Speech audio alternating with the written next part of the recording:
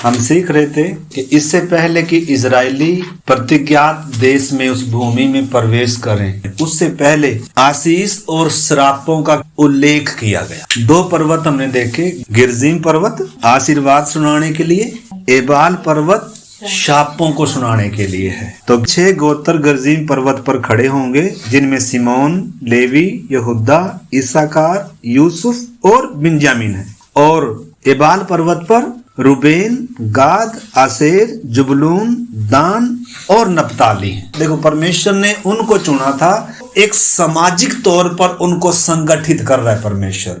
हमने समझा, हमें परमेश्वर ने अन्य जातियों में से, अलग अलग भिन्न भिन्न भाषा बोलने वाले भिन्न भिन्न देशों में से परमेश्वर ने हमें चुना है, एक देह होने के लिए बुलाए गए हैं। उन्होंने एक राष्ट्र के तौर पर संगठित होना है, एक पवित्र समाज के तौर पर उन्होंने संगठित होना है, जो दुनिया से बिल्कुल क्या होगा, अलग होगा। उनकी सोच, उनके पहरावे, उनका काम, आपने समझना। देखो इस बात को, परमेश्वर ऐसी प्रजा चाहता है जिसके बीच में परमेश्वर वास करे, जो परमेश्वर को अपने जीवन का केंद्र बनाए, सबसे बढ़कर परमेश्वर को समझे, सबसे प्रिय परमेश्वर को समझे, सबसे पहले परमेश्वर को समझे।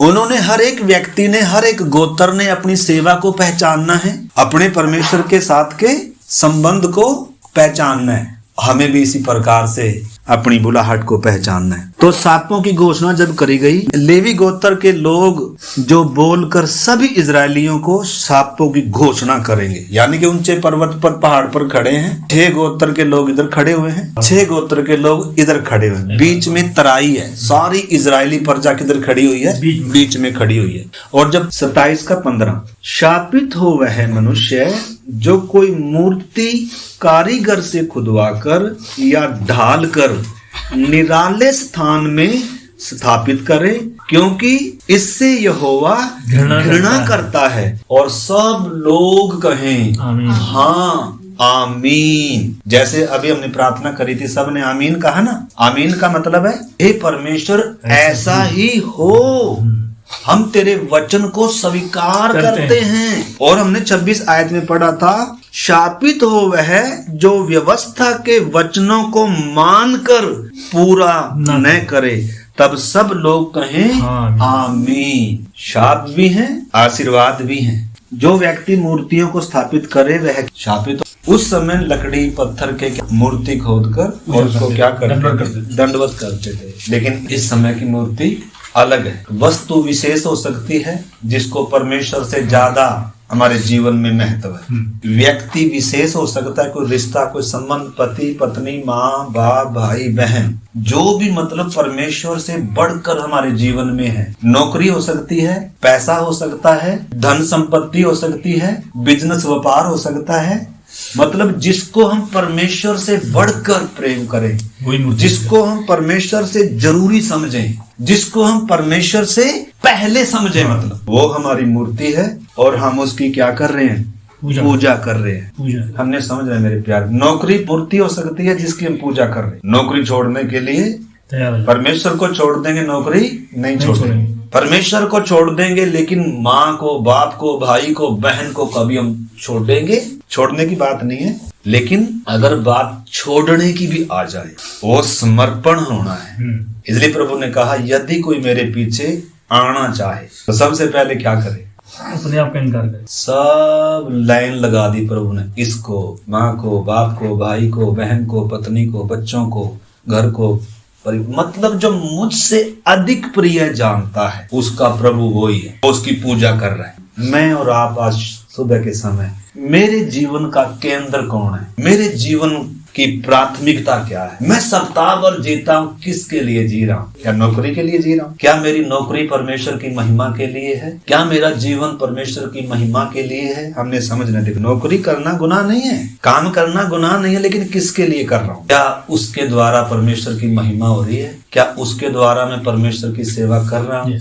क्या उन चीजों को भी सबसे पहले प्रभु के चरणों पर मैं लाता हूँ? प्रभु, ये तूने दिया, इस पर तेरा हक है, ये मेरा नहीं है। अब्राहम को परमेश्वर ने पुत्र दिया और वो अपना समझ बैठा। हम बहुत बार सब चीजों को अपना समझ बैठते हैं। भाई, अपने नहीं हैं, दाम देकर खरीदे गए हैं, देह भी हमारी नहीं है, धन भी हमारा नहीं है। अब इसको गलत भी नहीं समझ लेना, ये उल्टा, ये गलत उपदेश आ गया। तो क्या जो मैं नौकरी कर रहा हूँ वो मेरी मूर्ति तो नहीं बन गई? पैसा जिसको मैं जमा कर रहा हूँ, प्रभु ने कहा स्वर्ग में जमा करो, मैं कहाँ जमा करूं? पैसा जमा करना गुनाह नहीं है, लेकिन बात को समझना, मेरे जीवन की प्राथमिकता क्या है। प्रभु ने कहा कहाँ इकट्ठा करो? स्वर्ग में इकट्ठा करो। अगर प्रार्थना के साथ समझेंगे तभी हम इसको सही रीति से समझ पाएंगे। तो हमारे लिए मूर्ति कुछ भी हो सकता है। अब्राहम के लिए मूर्ति क्या बन गई? उसका प्रिय इकलौता पुत्र इसहाक बन, उसको छोड़ने के लिए तैयार, उसको प्रभु से ज्यादा प्यार कर रहे हैं, प्रभु से ज्यादा उसके मन में वही बसा हुआ है। इसलिए प्रभु क्या कह रहा है फिर? हे अब्राहम, अपने इकलौते को, अपने प्रिय को, जिसे तू सबसे बढ़कर क्या कर रहा है? करता है, प्रेम कर, अपने हाथों से इसको क्या कर? ये है हमारा परमेश्वर। निर्दयी बोलेंगे हम, अब्राहम बोलेगा तूने तो दिया था, कटवा रहा, ये तो परमेश्वर हो नहीं सकता। तो हमने समझना मेरे प्यारे भाई बहनों, जिस परमेश्वर ने हमारे लिए अपना प्रिय इकलौता पुत्र बलिदान कर दिया। अब्राहम के तो मन से निकालना था, हमारे भी मन से निकालना है, क्योंकि हमारे मन में मूर्तियां हैं। प्रभु का वचन की जगह कहता है उन्होंने तो अपने मन में अपनी मूर्तें क्या कर ली? स्थापित कर ली। क्या क्या हो सकती है बताओ? आज के समय की मूर्ति पूजा का मतलब यह नहीं कि हम पत्थर या लकड़ी की मूर्तियां पूजें। इसका मतलब है कि हम ऐसी चीजों को परमेश्वर से ज्यादा महत्व देते हैं, जैसे पैसा है, नौकरी है, संपत्ति है, मोबाइल है। दिन में कितनी बार उठाते हैं कि सारा दिन हाथ में रहता है? बाइबल कितनी बार उठाते हैं? तो वो भी क्या है? मूर्ति है। हमारे घर में किसी और की मूर्ति नहीं टंगी है, लेकिन हमारे हाथ में भी और हमारे मन में भी किसकी मूर्ति है? और उसकी दिन रात हम क्या करते? परमेश्वर से बढ़कर है, परमेश्वर से पहले है, परमेश्वर से जरूरी है। ऐसे ही पैसा होगा, ऐसे ही नौकरी होगी, ऐसे सोशल मीडिया, कुछ भी किसी भी क्षेत्र में हो हम, मतलब जिसको हम परमेश्वर से भी जरूरी समझ बैठे हैं, परमेश्वर से भी पहले समझ बैठे हैं, और परमेश्वर से भी अधिक प्रिय समझ बैठे हैं, वो मेरे प्यारे भाई बहनों वो मूर्ति है। और उसने हमारे जीवन में मूर्ति का स्थान ले लिया, और हम दिन रात उसकी क्या कर रहे हैं? उपासना कर रहे हैं। सोचना है हमने, मतलब मेरे जीवन के केंद्र में कौन है? मैंने भी, आपने भी समझना है मेरे प्यारे भाई बहन, मेरे जीवन का केंद्र बिंदु क्या है, मेरे जीवन का लक्ष्य क्या है। ये सब चीजें करनी, मोबाइल हमने चलाना है, रोटी भी खानी है, काम भी करना है, नौकरी सब करना है, लेकिन मेरे जीवन की प्राथमिकता क्या है? हमने इस बात को पहचाना। अगर परमेश्वर से बढ़कर है, अगर आत्मिक जीवन से बढ़कर है, अगर ये परमेश्वर की महिमा के लिए नहीं, परमेश्वर ने हमें बुद्धि दिया, परमेश्वर ने हमें बल दिया, परमेश्वर ने हमें वरदान दिए, क्या मैं परमेश्वर की सेवा के लिए यूज करता? क्या सबसे पहले नौकरी भी है, जैसे कोई भी काम हम करते हैं, क्या सबसे पहले जब हमें काम करते हैं, तनख्वाह मिलती है, नौकरी कुछ भी पैसा मिलता है, क्या सबसे पहले हम प्रभु की सेवा के लिए अलग करते हैं? हमारे जीवन में क्या सिद्धांत है, कोई अनुशासन है? देखो, उनको एक राष्ट्र बनाना है, राष्ट्र के तौर पर संगठित होना है, हमें एक देह बनाना है। हमारी देह में ये पांव की हड्डी लंबी है, सबसे लंबी, अपना वजन उठा रही है, पूरे शरीर का वजन उठा रही है। हम में से नौकरी वाले भी हैं, लेकिन किस काम की आपकी नौकरी? किस काम की? अगर अपनी समझ के बैठे हैं, किस काम का आपका पैसा अगर अपना समझ के बैठे हैं? हमने इन बातों को भी पहचानना है, हमारी आत्मिक उन्नति रुक जाएगी।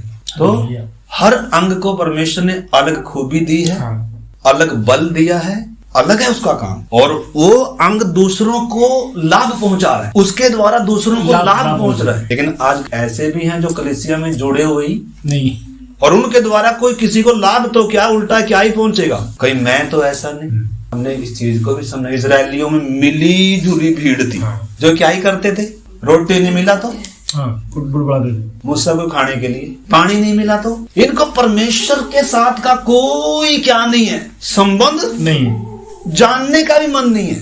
हाँ, मन्ना जरूर खिला रहा परमेश्वर। प्रभु भोज का अर्थ क्या है, बपतिस्मे का अर्थ क्या है? इधर लिखा है ना, शापित हो वह मनुष्य जो व्यवस्था के वचनों को मानकर उसे पूरा ना करे।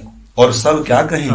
आमीन। हम साल के आखिरी महीने में आए हैं, चंद दिन हैं, अभी हम प्रभु भोज की मेज के सामने होंगे। हमने उसके लिए तैयार होना है, अगर मेरे जीवन का मकसद परमेश्वर की महिमा करना नहीं है, अगर मेरे जीवन का मकसद परमेश्वर का सेवा करना नहीं है, अगर मेरे जीवन का मकसद परमेश्वर की खुशी के लिए जीना नहीं है, तो फिर हम अपनी खुशी के लिए जी रहे हैं। हमने पहचानना है मेरे प्यारे भाई बहन, उसने हमारे लिए अपने आप को इसलिए दिया ताकि हम अपने आप को उसके लिए दें। तो परमेश्वर का वचन क्या कहता है? तू अपने परमेश्वर को कैसे? आधे अधूरे मन से, सप्ताह में थोड़ी देर के लिए संडे के दिन आजा, चलो जी, ऐसा नहीं। तू अपने प्रभु परमेश्वर से अपने सारे मन से, सारे प्राण से और पूरी शक्ति से क्या करना? प्रेम रखना।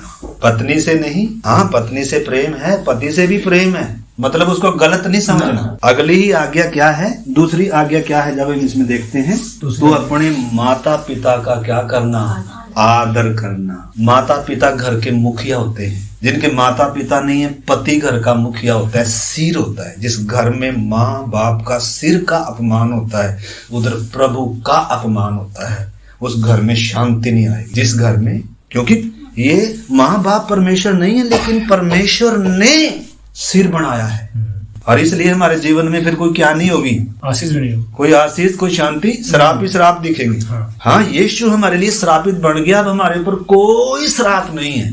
हम आशीषित लोग हैं, हम आशीष पाएंगे नहीं, आशीष पाए हुए लोग हैं। मसीह में आशीषों का भंडार हमें मिला है, सारे श्राप चले गए। लेकिन जब हम यीशु को, प्रभु को अपना उद्धारकर्ता मानकर, स्वीकार कर तेरे पीछे चलूंगा, तेरे लिए जीऊंगा, तू मेरे जीवन का प्रथम होगा, मालिक होगा, स्वामी होगा, तुझे छोड़ और किसी को दंडवत नहीं करूंगा, कर जब हम यीशु के बपतिस्मा लेकर उसके पीछे चलने का निर्णय लिया, और उसके बाद भी अगर हम प्रभु को साइड से हटा दें या गद्दी से उतार दें और खुद सीट पर स्वामी होकर बैठ जाएं, या किसी और को अपना स्वामी मानकर उसको हैंडल दे दे अपने जीवन का, तू मुझे चला, तो बताओ कैसा होगा फिर? इन बातों को हमने समझना है। अपने परमेश्वर को प्यार करना, और उसके अलावा मतलब दूसरों को भी प्रेम करने की जब बात आए, सबसे पहले परमेश्वर को, दूसरे नंबर पर अपने पड़ोसी को भी अपने समान के। ऐसी मतलब हमारे अंदर क्या हो? पड़ोसी की निंदा नहीं करनी, पड़ोसी की चुगली नहीं करनी, उसके आगे उसके आगे ना। अपनी बुलाहट को समझना है। हमारी बुलाहट बहुत ऊंची। हमारे लिए छुटकारे का जो दाम दिया गया वो पशु नहीं दिया गया, उनके लिए एक पशु वध किया गया था, उनके लिए मिरास धरती की थी, उनके लिए मंदिर बाहर था, लेकिन परमेश्वर ने हमारे लिए ऊंची मिरास भी ऊंची रखी है, बलिदान भी ऊंचा दिया है, वाचा भी नई और उत्तम है, प्रतिज्ञाएं भी उत्तम है, और हमारे लिए परमेश्वर ने हमें ही क्या बना लिया? अपना मंदिर बना लिया। लिखा क्या तुम नहीं जानते तुम्हारी देह परमेश्वर का मंदिर है, दाम देकर मोल ले लिए। इसलिए इस देह के द्वारा किसकी महिमा करनी है? परमेश्वर की। बहुत बार, कई बार हमारे स्टेटस देखें तो ऐसा लग जाए जैसे संसार के लोग, पूरा मतलब अंधकार का राज्य है। हमारा स्टेटस भी देख लो, विश्वासियों का, और किसका भी देख लो। ये देह परमेश्वर ने अपनी महिमा के लिए बनाई। किसी ने हमारी बुद्धि, आंखें बंद करी थी, हमने सारा को छेद छूद कर क्या कर लिया था? इस देह के द्वारा क्या कर रहे थे? पाप कर रहे थे, गुनाह कर रहे थे, और परमेश्वर के विपरीत चल रहे थे। लेकिन जब आंख खुली, जब समझ खुली, जब पता चला ये देह का सृजनहार कोई, और उसने मुझे बड़े मतलब से बनाया है, ये देह उसकी महिमा के लिए सृजी गई है। अब क्या करना है? एक व्यक्ति ने खुद समर्पण करना है।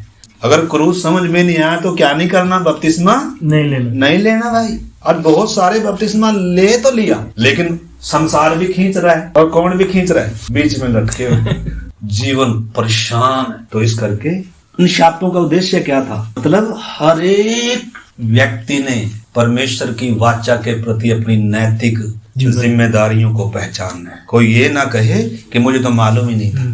हर एक ने अपनी इन नैतिक जिम्मेदारियों को, धार्मिक जिम्मेदारियों को पहचानना है, और हर एक को ये सिखाना था। उद्देश्य है कि परमेश्वर को अपने जीवन में प्राथमिकता देना है।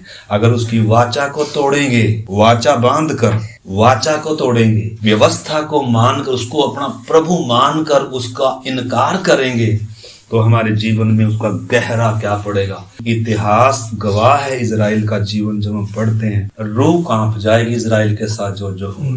इजराइल ने परमेश्वर के साथ वाचा बांधी थी और कहा था प्रभु जो कहेगा वो करूँगा। हम सब करेंगे, तब वाचा बांधी थी। जब हमने भी कहा था ना प्रभु मैं गुनहगार हूं, मैं पापी व्यक्ति हूं, मेरे पाप क्षमा कर, मेरे जीवन में आ, मैं तेरे पीछे चलूंगा, तब वाचा बांधी गई थी, तब लहू छिड़का गया, तब हमें क्या किया। लेकिन उसके बाद अगर मेरे प्यारे भाई बहनों, अगर हम फिर से संसार की तरफ जाएं, संसार की तरह जिएं, संसार की रीति पर चलें, अपनी मनमर्जी से जिएं, अपनी नौकरी के लिए जिएं, अपने पैसे के लिए, अपने बिजनेस व्यापार के लिए ही जिएं, परमेश्वर को मेरे जीवन में कोई आदर ना हो, स्थान ना हो, तो ये हमारे लिए हमारे जीवन में दिखता भी है। आज हमारे जीवन हमें बता रहे हैं मेरे जीवन में मैं किसको प्राथमिकता दे रहा हूँ, मेरे जीवन का आनंद कहाँ चला गया, मेरे जीवन की शांति कहाँ चली गई, मेरे जीवन का वो परमेश्वर के ऊपर जो भरोसा था, जो विश्वास था, वो कहाँ चला गया। हमारा जीवन बता रहा है, जो हमारे अंदर है वो चेहरा बयान कर रहा है। कई बार हम जबान से कुछ कहते हैं लेकिन चेहरा कुछ और ही क्या करता है, बयान करता है। तो इस करके हमने उन बातों को पहचानना है और परमेश्वर के प्रति क्या बनना है, आज्ञाकारी होना है। क्रूस से उसने सिखाई हमें।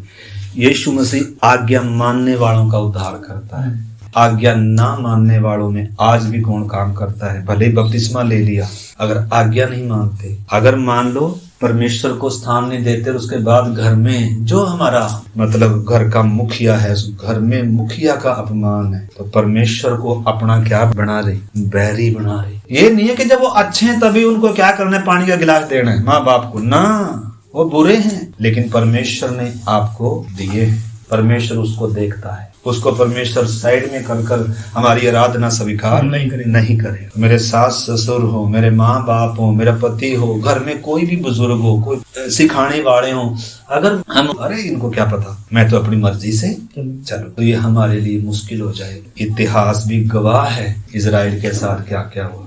औरतों ने अपने बच्चे खुद पकाकर क्या किया, खाए हैं। इतनी मतलब इजराइल के साथ इतनी मार पड़ी है, इजराइल के इतना कुछ हुआ, किसी जाति के साथ नहीं हुआ। रूह कांप जाएगी मतलब जब हम इजराइलियों के बारे में पढ़े। क्यों? क्योंकि जीवते परमेश्वर के साथ वाचा बांधी है, मजाक नहीं। परमेश्वर चेतावनियां देता है, एकदम नहीं करता दंड।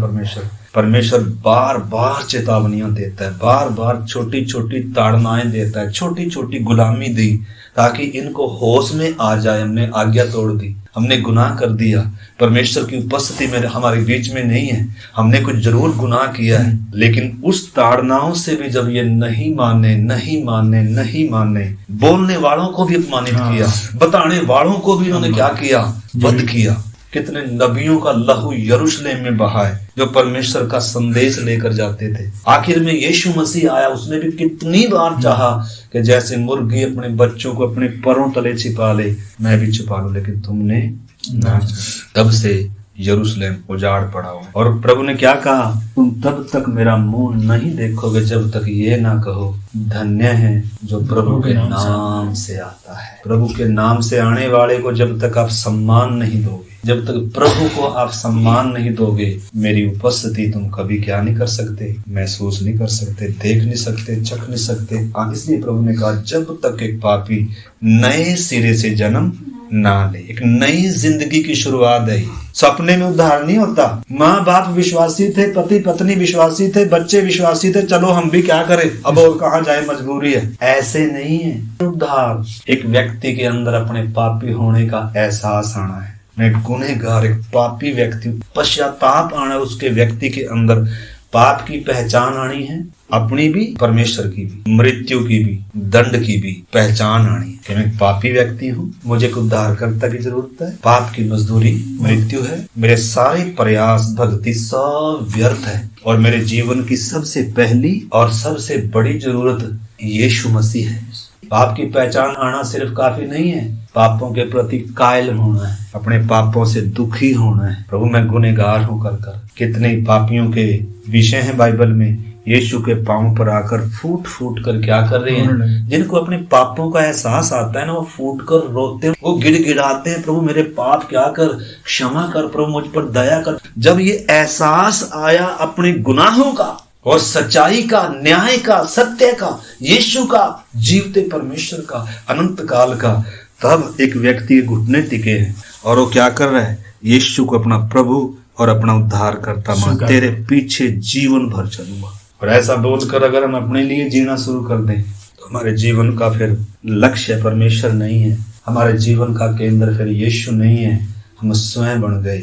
और ये हमारे लिए मूर्ति पूजा है। आगे बढ़ते हैं। सिखाना क्या है? मतलब परमेश्वर ने वाचा का पालन करना, इसलिए हम प्रभु भोज, वो वाचा का चिन्ह है। वाचा प्रभु भोज बार बार है। बपतिस्मा एक ही बार लिया था, प्रभु भोज बार बार हम लेते हैं, उसकी मृत्यु को याद करते हैं, अपनी गुलामी की दशा को याद कर, प्रभु मैं कहाँ था, तूने मुझे कहाँ से उठाया, प्रभु मेरे पापों से मुझे और शुद्ध कर, प्रभु अगर मैं समर्पण से कहीं हट गया, प्रभु मेरा मन अगर इन्हीं दिनों कहीं और लग गया, मेरे जीवन का केंद्र मैंने नौकरी बना ली, मैंने पैसा कमाना बना लिया, या अगर अपने आप को हम ज्यादा करते हैं तो अपनी मूर्ति है हमारे अंदर, मेरे साथ ऐसा हो गया, मेरे साथ ऐसा हो गया। हर दिन चलते चलते कितनी बार, आसान नहीं है। इसके लिए पवित्र आत्मा से भरपूर होना हमें अति जरूरी है।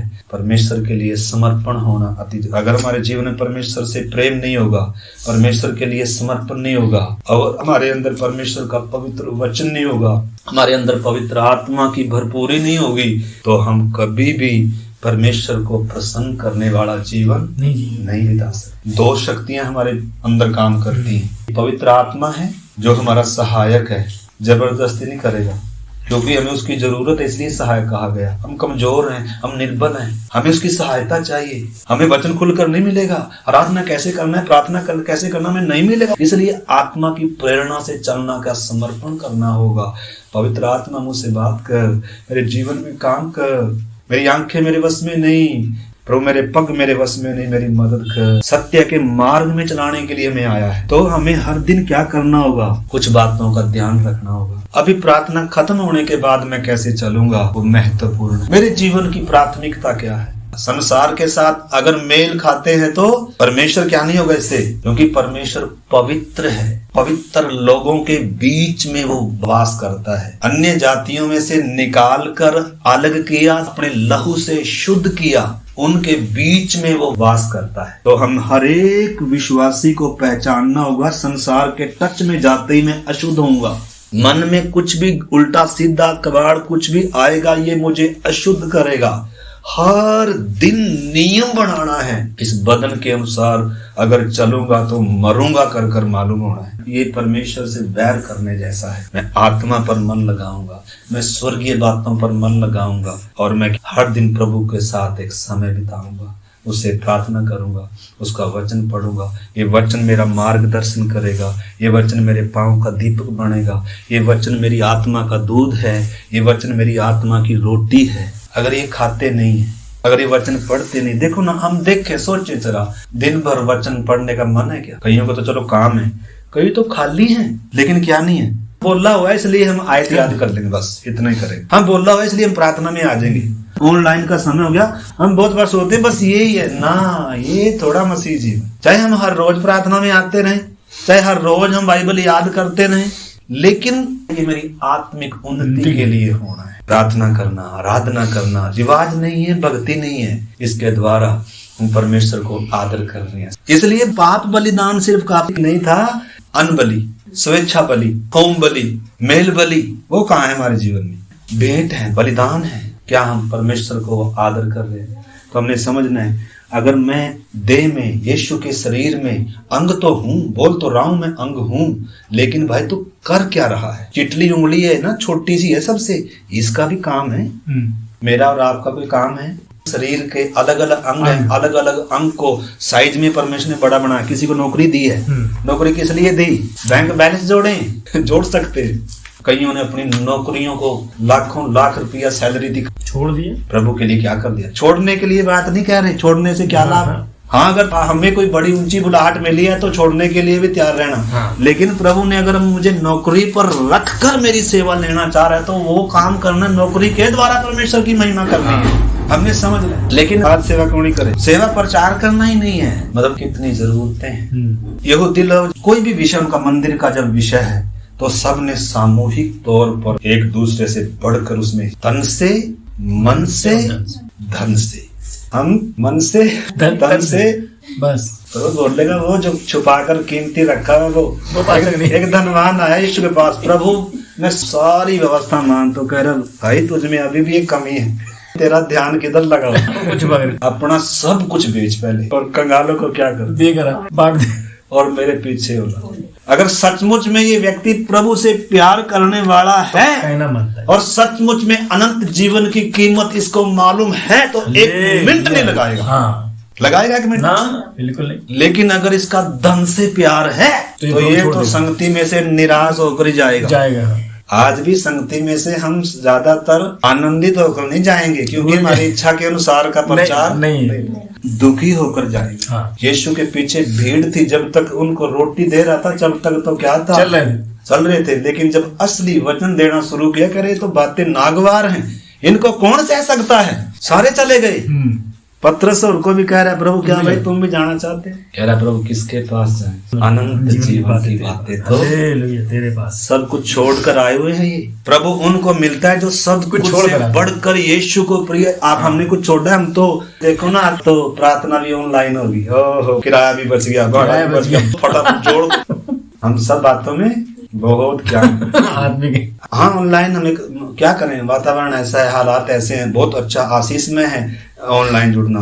लेकिन ऑनलाइन वास्तव में एक मजबूरी है, क्या करें, ऑनलाइन संगति नहीं। हर एक विश्वासी जब संडे को आता है उसके मन में भी कुछ होता है, हाथ में भी कुछ होता है। महत्व है उन चीजों की। यीशु की शरीर में अगर मैं बड़ा हूँ तो बड़ा अपने लिए है क्या ना दूसरे के। हाँ। कईयों के पास है नहीं है, पूछेंगे पास्टर जी मेरी कोई सेवा है, मेरे लायक को है, मेरे पास प्रभु ने जरूर उससे ज्यादा दिया है, कोई कहेंगे वो तो अपना नहीं गुजारा हो रहा। कौन सा ओवर टाइम लगाने से भी क्या नहीं हो रहा, बचन आने रहे में जो विषय हम सीख रहे हैं, प्रार्थना का विषय सीख रहे हैं और मंदिर का विषय सीख रहे हैं, प्रभु के लिए हमारे पास कुछ भी। जो बेचारे जिनके पास नहीं उनको प्रभु 2 टाइम का खिला ही रहे। इधर सामाजिक उत्तरदायित्व था सबका। इजरायलियों को सबको परमेश्वर ने भूमि नहीं दी क्योंकि कलीसिया में देह में और भी तो हैं, उनकी भी तो सेवा है, हर अंग की सेवा है भाई। सामाजिक उत्तरदायित्व था इनका क्योंकि बहुत सारे कमजोर भी थे। लेवियों के अलावा लेवी गोत्र परमेश्वर ने अलग कर लिया था, उनकी अपनी जमीन नहीं थी। लेकिन कई बार लेवी किधर जा रहे हैं, बेचारे काम करने जा रहे हैं। क्यों जा रहे हैं? क्योंकि मंदिर में क्या नहीं है, भोजन वस्तु घटी, भोजन वस्तुओं की घटी है। क्यों घटी है? क्योंकि सब अपने अपने काम पे लग गए, ऑनलाइन हो गया। हाँ हमें भी मालूम नहीं प्रभु कहाँ से कैसे कैसे कई बार क्या कर इंतजाम करता है, क्योंकि कई बार जेब भी खाली अकाउंट भी। परमेश्वर ताजा भोजन खिलाने की क्या रखता है, ताकत रखता है। हर एक विश्वासी ने अपने काम को पहचानना है, अपनी सेवा को पहचानना है। मैं ये जो काम कर रहा हूँ ये किसके लिए कर रहा हूँ? अगर परमेश्वर का मेरे इसमें हिस्सा नहीं है तो ये किस काम का? अगर और दीन दुखियों गरीबों को या और किसी के लिए नहीं है, ये मेरे लिए ही अगर मैं इसको समझ कर चल रहा हूँ तो मैं स्वार्थी जीवन जी रहा हूँ। स्वार्थी जीवन है ये, और स्वार्थी कभी किधर नहीं होंगे, परमेश्वर के राज्य का प्रवेश नहीं कर सकते। मूर्ति पूजा वर्जित है। अगर हमारे जीवन में ऐसी कुछ बातें हैं, हमने इन बातों पर अभी तक ध्यान नहीं दिया, हम अपनी मर्जी से चलने वाले हैं, या परमेश्वर के वचन को, प्रभु भोज को, बपतिस्मे को, इन सब चीजों को अगर हम अभी तक इग्नोर करते हैं, हमने सही होना होगा। हमने अपने जीवन का केंद्र परमेश्वर को समझना है। परमेश्वर मेरे जीवन में सबसे प्रिय होना है, सबसे पहले होना है, सबसे जरूरी होना है। मेरा जीवन स्वार्थी नहीं होना। मेरा जीवन परमेश्वर ने दूसरों को आशीष देने की, प्रभु ने अब्राहम को बुलाया, तेरे द्वारा दुनिया के क्या पाएंगे? आशीष। क्या मेरे द्वारा कोई आशीष पा रहा है? क्या मेरे द्वारा प्रभु की कलीसिया की उन्नति हो रही है, बढ़ोतरी हो रही है? कितना काम है हमारे शरीर में, कितना काम है, हर रंग लगा हुआ है। अब हमारी बहन सोनी क्या क्या करे अकेली, किट्टू ने काम करना है, मम्मी आप आराम करो, अब मैं करूँगा। परिवार में भी होना है, कलीसिया में भी होना है। अगर हम अपना काम ही नहीं कर रहे, दाढ़ी मुझ तो आ गई लेकिन अभी भी बच्चे ही हैं, तो फिर तो क्या नहीं होगा। बड़ा हो गया बेटा, अभी क्या करना है? सर्द ने पापा की इच्छा को जानना। इफिसियों 6:1-3। हम सब ने, बाकियों ने भी अपनी सेवा को पहचान। हे बालकों, प्रभु में अपने माता पिता के आज्ञाकारी बनो। आज्ञाकारी बनो।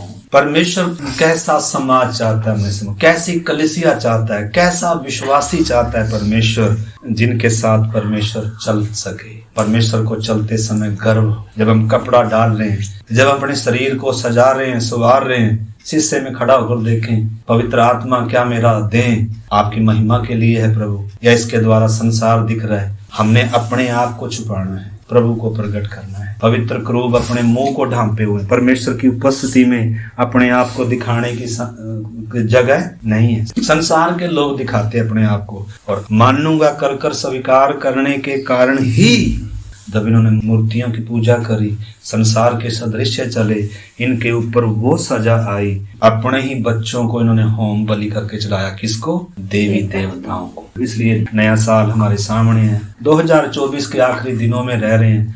हर दिन हमने अपने जीवन को जांचना है और सही होना है। प्रभु मेरे जीवन में तेरा राज्य आना है, अपनी इच्छा से नहीं, मुझे तेरी आत्मा की अगुवाई में चलना है। प्रभु मुझे स्वर्गीय बातों पर मन लगाना है, इस समर्पण में आना है। नए साल में प्रवेश, पुरानी आदतों को छोड़ना है, पुरानी बातों को छोड़ना है, पुरानी संगतियों को छोड़ना है जहाँ से आत्मिक उन्नति नहीं है, पुराने उन कामों से मन फिराना है। अगर मैं सोशल मीडिया पर ज्यादा ध्यान देता हूँ, अगर मैं वाचा को अनदेखा करता हूँ, वचन को अनदेखा करता हूँ, प्रार्थना को अनदेखा करता हूँ, आराधना को, प्रभु की स्तुति महिमा करना, ओ प्रभु की सेवा करना, अगर अभी तक मैंने उन बातों को इग्नोर किया है, नए समर्पण के साथ आइए हम अपने जीवनों को जांचें, हम अपनी गलतियों को एहसास करें, माने, शुद्ध हो जाएं और कहें पवित्र आत्मा मेरी सहायता कर और मूर्खताओं को क्षमा कर दो।